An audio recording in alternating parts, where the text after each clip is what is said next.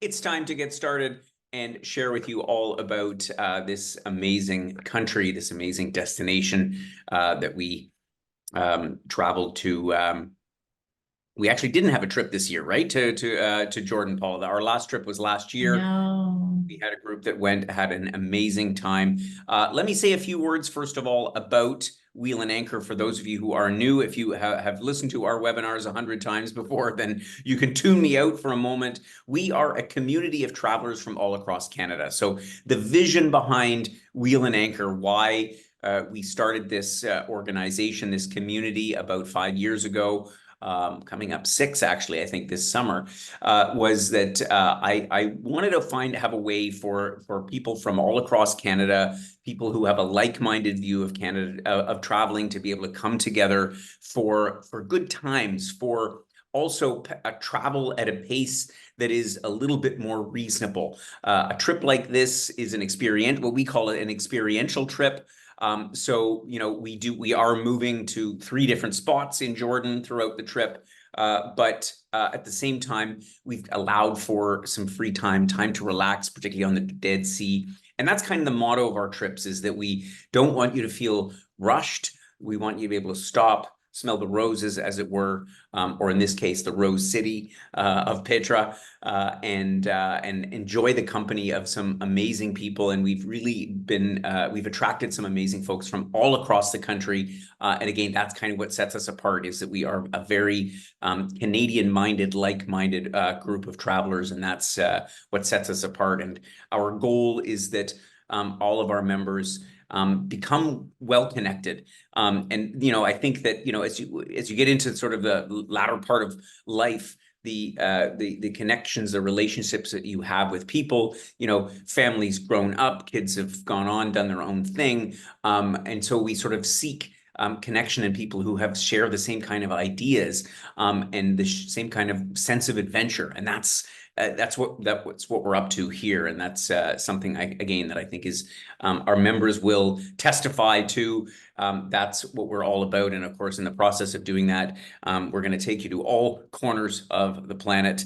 Or as many corners as you want to visit in any case. So Jordan being just one of them. Let me introduce at least a small part of our team. My name is Gordon Dreger. I'm the founder of Wheel and Anchor. I'm the person who, the jack of all trades, if you will, but mostly I'm curating our trips here. So together with a very capable team, we are able to put together trips, as I say, literally in 4 corners of the world. And as far as our members are concerned, your primary points of contact would be Paula and Barb, who are our very capable trip specialists that will answer your questions and get you the information you need in order to be able to join one of our trips. And, of course, there's a bunch more people that are behind the scenes, as it were, that are help enable the process. Today, our agenda is to take you on a little tour. This is a 1-week-long program around Jordan, which really has a treasure of history in this part of the Middle East. And I will show you around a little bit, tell you what you could expect from our trip that's happening next March.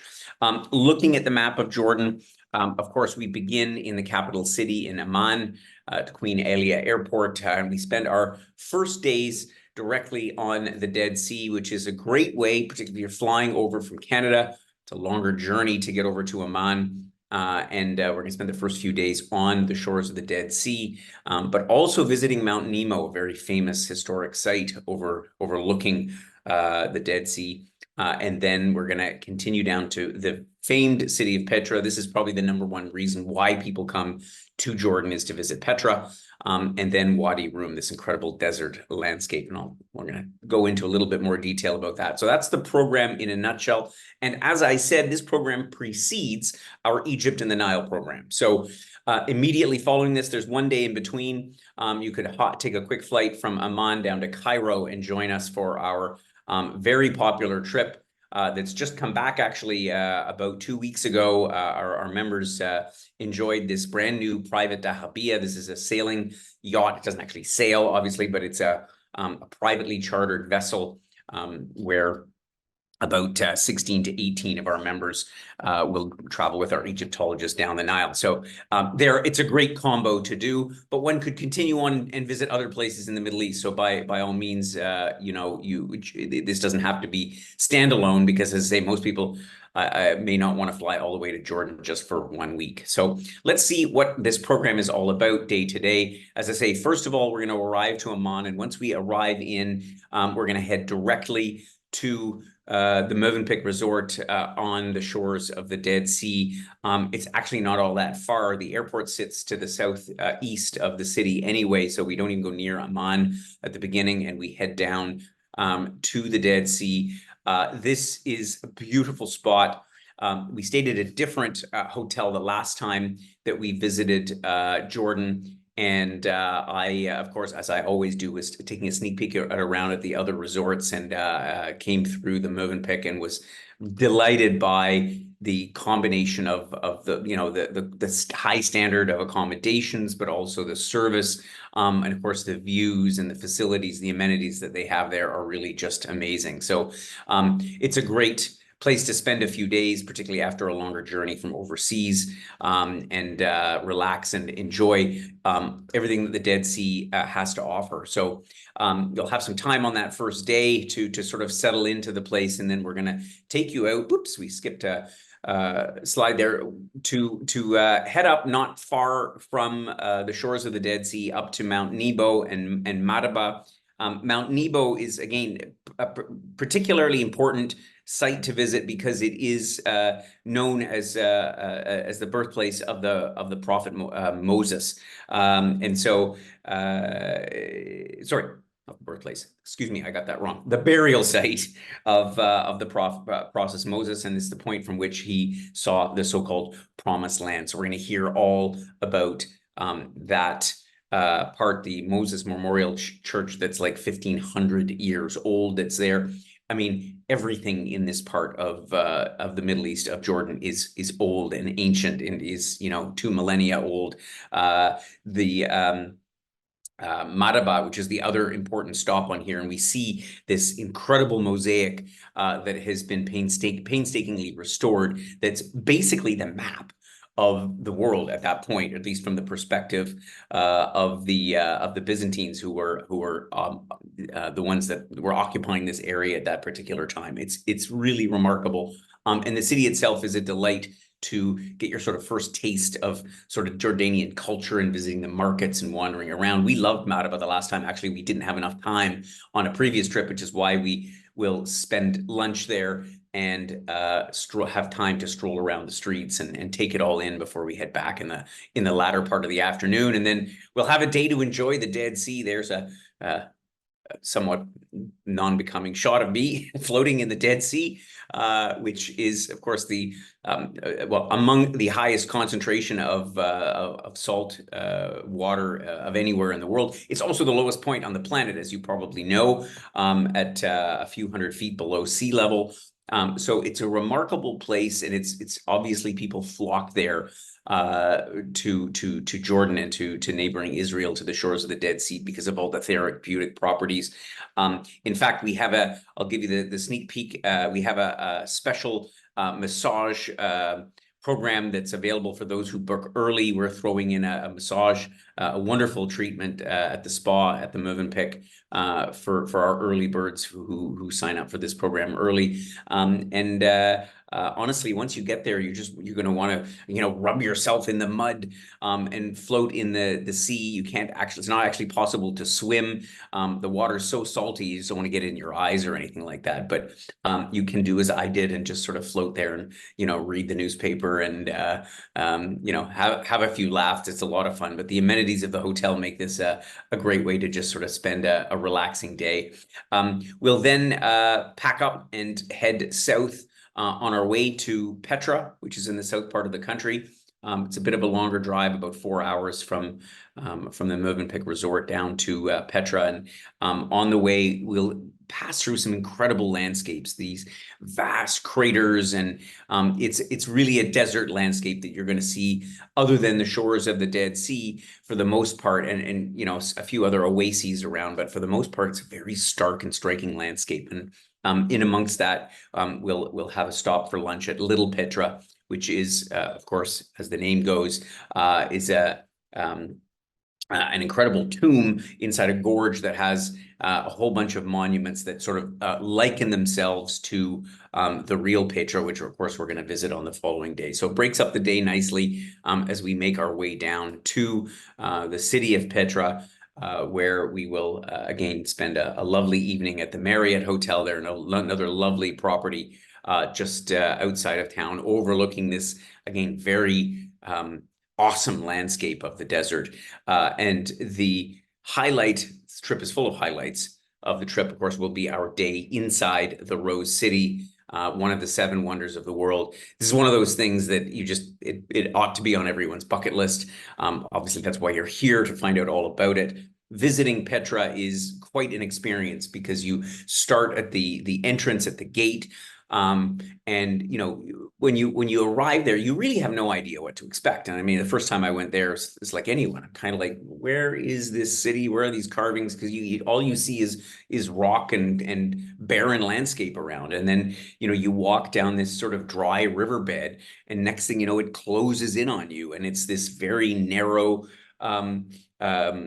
It's not a cave, it's a narrow riverbed with sheer cliffs that go straight up. The whole valley is only about a kilometer wide, the so-called Sikh Gorge. And then you're walking and you're walking and you're walking and then next thing you know, boom, you see here the treasury. In fact, this is the first thing you see when you enter Petra, and you're stopped dead in your tracks when you see this 2,000-year-old monument here that is the very dramatic opening statement. And then as you continue, then the valley opens up again, and then you have an entire city, with the 3,000 seat theater, and all of the tombs, and all of these ruins are around you, and you can almost envision what life was like 2 millennia ago here in Petra. It's remarkable. You could, in theory, spend days climbing around all of the ruins and so on, because it expands over a massive area. But we find that, by the time you spend one day in here, it's quite a bit of walking. It's about a 5-kilometer walk just to get inside the city. There are other ways for those who are less keen on walking so far. They do offer golf cart service to drop you off inside the main part of the city, or to bring you back, because it's downhill on the way in and uphill on the way back out. But honestly, all of the folks that I've traveled with there, you are so full of energy as you tour around this site, and as you have the explanation about what exactly went on here, what transpired, and the history oozing from every rock. It's just truly incredible. From Jordan, we then head down to the landscape highlight of our adventure through Jordan, which is, of course, Wadi Rum. And Wadi Rum is, as it says here in the caption, known as the Valley of the Moon. They filmed here Dune 2, of course, for movie fans, just came out not that long ago. And this was one of the moons, I guess. I'm not a movie buff as such, so I'm looking at my notes here. But one of the moons from this film were filmed here, because the rock formations, and this picture gives you some sense of it, are just incredible. And this big sky and the sunset. So you'll spend a night here and a day touring around in these 4x4 specially adapted Jeeps for this environment, for this terrain. But I suspect the highlight will be just soaking in the luxury of this beautiful camp with these geodesic domes that are sort of strewn about, enabling you to just sort of look out and around at the landscape. It's an awesome experience to spend a night here and a day touring around, again, this absolutely incredible landscape. So that will be our day in Wadi Rum, and then we will drive back through the barren landscapes of Jordan, heading back to the capital city of Amman. And Amman is really an interesting place, because it's all built on hills, and most of the buildings are white. And I don't even think we don't have a picture that does it totally justice here. But it's a remarkable city. It's a hustle bustle, like typical Middle Eastern cities with the souks, and we're going to visit some of those. We're going to visit as well an area where some local, actually originally Palestinian folks are training pigeons, just like in the old days as like carrier pigeons. It's a fascinating explanation and talk about life in this city in the kingdom of the Hashemite kingdom of Jordan, as the country is officially called. And so we'll spend one last night here. We'll have a terrific farewell dinner, as we always do, before taking off back to the airport and making our way home, or making our way on to Egypt for those that wish. So as I say, this is a short program. It's 1 week, but it's really the optimal period of time to see Jordan. We've looked at this left and right and all over, and it's like, is it worth spending more time? I think you get really a great sense of the country. You could do it in less, but being able to spend a few days enjoying the Dead Sea is certainly a highlight for many. So the program will take place at the beginning of March of next year, so just under a year from now. Prices here in Canadian dollars, and includes all of the things here. I won't go through the list in detail, but you can review our program itinerary to get all of the details of all the inclusions on this trip, and hopefully consider combining it with Egypt. Obviously, the airfare is separate because, again, some may come just for Jordan and continue on to do something else in the Middle East. Others may just do this program. So we will be happy to assist with your airfare according to where you're coming from, as well as what it is that you want to do. And then, of course, trip cancellation and medical insurance are separate. So as I said before, when we were talking about the Dead Sea, our early booking bonus is a complimentary massage at the Mövenpick Resort Dead Sea Spa. I tell you, the risk is if you have one, you're probably going to want to have back and have another one, because it's awesome. And they use all of these not spices, but all these herbs, minerals, I should say, from the Dead Sea. I still have some at home because I took a plastic bottle, a water bottle full of the Dead Sea mud, and I put it in there. I brought it home, and occasionally you put it on, and you can feel all that energy from the Dead Sea. It's really, really awesome. So anyway, it's time to take some questions about the program. But of course, if you have any other questions or you're interested in joining up, then you can drop Paula or Barb a note, or give them a phone call. The phone numbers are there. Let's take any questions that we have about the program, Paula. Perfect. So I have a member who was asking about what are the dates for Egypt in combination with so that. This program, Oh, go ahead. I was going to say, this program ends on March the 11th. Egypt starts on March the 12th. So there's 1 day in between. As Paula said, she put down the link to our Egypt program in the chat box. So if you open up your chat box, you'll see you can head to the webpage and download our detailed itinerary about the Egypt program there. And so we can facilitate an extra night either in Amman, if it's interesting, or in Cairo, either or. It's kind of up to you, depending on what's more appealing. Both options are possible if you decide to link the programs. But we just, as an abundance of caution, we leave a day in between just in case of complications. Not that we usually expect any complications. Right, of course. We give leeway. You can't control what the airlines will do or whether you really impact has, right? Another member has asked here with regards to what should they be prepared for? Yeah, so we are in, you can say spring here. This is the desert. So, I mean, it is in the Northern Hemisphere, and so it does, there are sort of seasons, but of course it's dry most of the year. So you're not likely going to see, rain is something you're not likely to see. In fact, they'd be delighted if it rained when you were there, but it's unlikely. Temperature wise is the only thing you need to be a little bit mindful of, because the desert, contrary to popular belief, can get quite cold at night. At this time of the year, this is a little bit later than we've gone on previous trips, partly because we found it was maybe a little chillier than folks would like. If they're coming from Canada in winter, they want to be nice and warm. So typically during the day, if you're at the shores of the Dead Sea, temperatures are going to be probably in the low 20s. They could be a little cooler than that, but generally you're talking sort of 20, 22 degrees is what you're likely to expect. Cooler in the evening. The Dead Sea is cool. It's probably around 20, 21 degrees, but it's not like you're going swimming in there for a long period of time anyway. You generally tend to go in and bathe and spend a short period of time. So as you make your way south, it could get warmer. So by the time you get to Petra, Wadi Rum, you could be into the sort of low to mid 20s, but it's not going to be hot. That's part of the reason why we go at this time of the year, is that the temperature is really optimal in March. Fantastic. We do have an additional information document as well on the trip. So to answer added questions that do come in, feel free to reach out to Barb or I on those. I don't have any other questions that have come in at the moment. Okie dokie. And That means we've Gordon, done a good job. We've kept it short and sweet.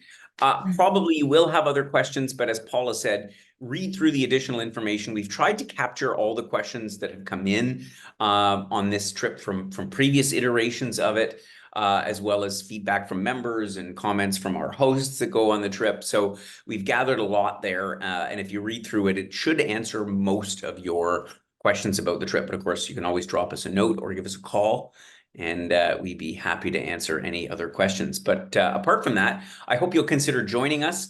And as I say, to do that, take advantage of the early bird booking bonus and get that spa at that massage at the Mövenpick Dead Sea Spa. You won't regret it. And come join us for Egypt as well. We'll have a really good time. So I hope you enjoyed the webinar. We've got lots more in store. And of course, as usual, I didn't write down what the next webinar is. Oh, we have next week on Wednesday, our fall trip overview. So we have a few spots left on a whole host of our fall trips. So if you haven't made plans for this coming fall, we've got an amazing trip through Scotland happening in September. We've got our Canal du Midi trip by canal boats happening, where there's still a couple of spots left. There's a whole bunch of things. So if you're thinking, I haven't quite filled my travel calendar for the fall, join us next week on Wednesday, and we'll let you know what's still open, what fun things you could do with us this coming fall. And I see one more comment. Oh, and Paula just put the link to sign up for the webinar I think I just did the shorter version of it. Yeah, exactly. The second one there. Ignore that longer one full of mumble jumble. That's something that. But the second one there is the link if you want to join us for that webinar next week. And of course, this will be recorded and sent to you as a replay. And some members have commented they like to send their replays to their friends because they're like, oh, I missed the webinar. Well, you haven't missed anything. You can just press play in YouTube and play it back and share the information that way. Thanks everybody for joining us today. I appreciate it. I'm honored as usual that you're all here, and look forward to seeing you all very soon. Take care. Have a great rest of the day.